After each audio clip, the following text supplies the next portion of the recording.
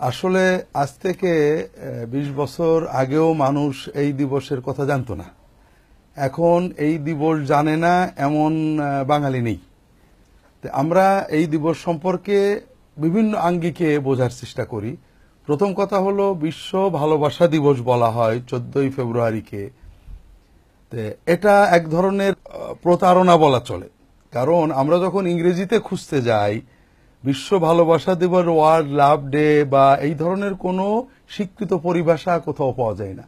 এটার ইংরেজি নাম বা অরিজিনাল নাম হলো সেন্ট ভ্যালেন্টাইন্স ডে, যার সহজ অর্থ যে সাধু ভ্যালেন্টাইনের দিবস। এখন এই নাম থেকে তোমরা সহজে বুঝতে পারছো যে এটা একটা ধর্মীয় দিবস। একটা নির্দিষ্ট পর্যায়ের বুজুর্গদেরকে তারা সেন্ট বলে, সাধু। এই সকল সেন্টদের দিবস উপলক্ষে তারা বিভিন্ন উৎসব করে থাকেন। তো প্রথমত এটা একটা নির্দিষ্ট ধর্মের মানুষদের ধর্মীয় উৎসব, আর মুসলমানদের জন্য অন্য ধর্মের ধর্মীয় উৎসবে অংশ নেওয়া পুরোপুরি নিষিদ্ধ এবং এটা ঈমান বিধ্বংসী। মনে করো আমাদের প্রতিবেশী হিন্দু ভাইয়েরা, তাদের একটা ধর্মীয় অনুষ্ঠান আছে সরস্বতী পূজা। এখন যদি এটাকে আমরা বিশ্ব শিক্ষা দিবস নাম দিয়ে উদযাপন করি, তাহলে কোনো মতেই এটাকে আমরা নৈতিক বলতে পারি না যে একটা নির্দিষ্ট ধর্মের ধর্মীয় উৎসব। যেমন আমাদের আছে কুরবানির ঈদ, এটাকে বিশ্ব খাদ্যোৎসব দিবস নাম দিয়ে যদি হিন্দুদেরকে অন্যদেরকে এটা পালন করতে উদ্বুদ্ধ করা হয়, কৌশলে তাদের দিয়ে এই কুরবানির ঈদ পালন করানো হয়, এটাও অনৈতিক হবে।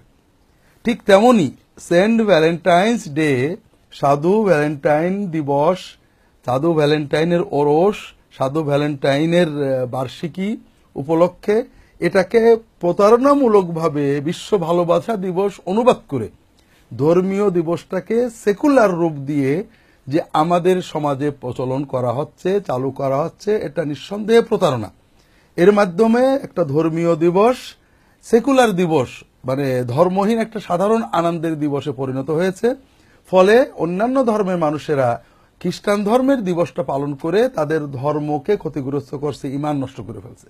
দুর্ভাগ্যবশত এই বিশ্ব ভালোবাসা দিবসের নামে নামাজি, বেনামাজি, দিনদার, বেদিনদার, ইসলামপন্থী, অন ইসলামপন্থী সবাই এই দিবসটা পালন করতে শুরু করেছেন আমাদের দেশে।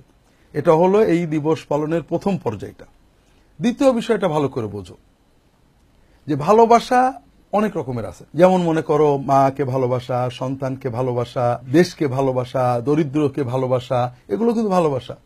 কিন্তু বিশ্ব ভালোবাসা দিবসে কোন ভালোবাসাকে প্রমোট করা হচ্ছে? কোন ভালোবাসাকে? অশ্লীল ভালোবাসা, অর্থাৎ নারী পুরুষের জৈবিক ভালোবাসা। এখন এই যে ভালোবাসা দিবসের নামে যেটাকে প্রমোট করা হচ্ছে সেটা কি? নারী পুরুষের জৈবিক ভালোবাসা। আর মুসলমানের জন্য এটা ভয়ঙ্কর পাপ। আল্লাহ কোরআন কারীমে বলেছেন, ইন্নাল্লাযীনা ইউহিব্বুনা আন তাশিআল ফাহিশাতু ফিল্লাযীনা আমানু লাহুম আযাবুন আলীম ফিদ দুনিয়া ওয়াল আখিরাহ ওয়াল্লাহু ইয়ালামু ওয়া আনতুম লা তা'লামুন। যারা চায় যে মুসলমানদের ভিতরে অশ্লীলতা, অশালীনতা ছড়িয়ে পড়ুক, তাদের জন্য দুনিয়াতে রয়েছে ভয়ঙ্কর শাস্তি, আখিরাতে রয়েছে ভয়ঙ্কর শাস্তি, যন্ত্রণাদায়ক শাস্তি। কারণ অশালীনতা ছড়ানোর অর্থই সভ্যতা ধ্বংস হয়ে যাওয়া। দ্বিতীয় বিষয়টা বুঝলে তোমরা? প্রথম হলো যে এটা অন্য ধর্মের ধর্মীয় অনুষ্ঠান, এটা উদযাপন করলে মুসলমানদের ঈমান নষ্ট হবে।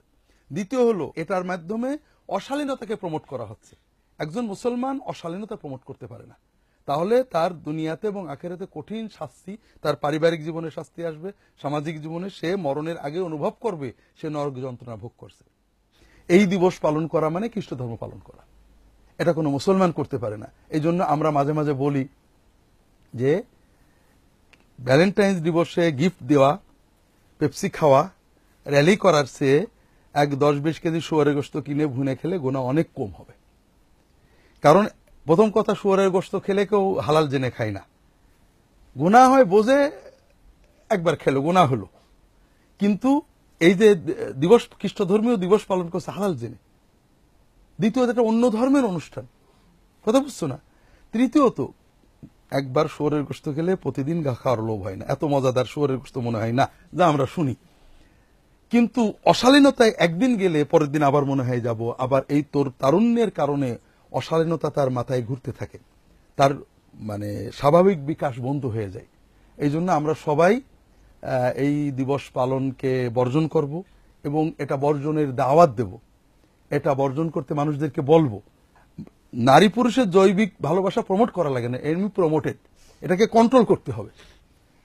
আর যেটা প্রমোটেড নয় সেগুলোকে প্রমোট করার চেষ্টা করতে হবে। আল্লাহ তাআলা তৌফিক দান করুন।